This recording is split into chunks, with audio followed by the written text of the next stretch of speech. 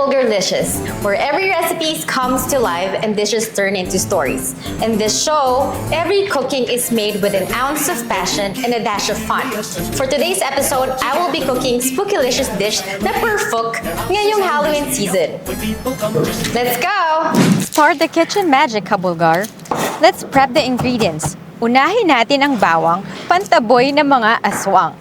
And then onion, tomatoes, bell peppers, parsley, and lemon.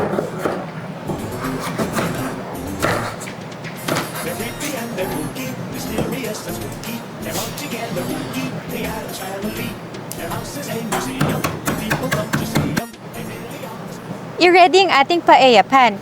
Yan ha, may hit na kung ano ang ating recipe para sa Halloween.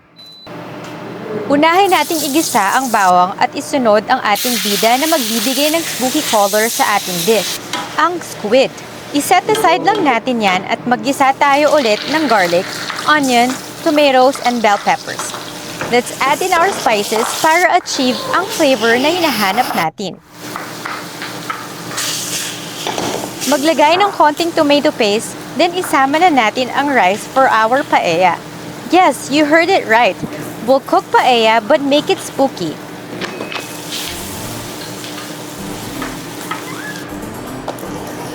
Add some seafood stock and for the flavor at color that screams Halloween, maglalagay tayo ng tinta ng pusit at hayaan lang natin ito hanggang sa maluto. For extra fun, let's pair it with our Bulgarlicious sangria. Now, let's top our paella de negra with garlic aioli for the creamy garlic kick. Handa na ba kayong matakot sa sarap? Presenting Paella de Negra with Sangria, a dark and bewitching twist on our festive favorite, Paella de Negra, that perfectly paired with a bold glass of sangria. A hauntingly perfect combination for this spooky season.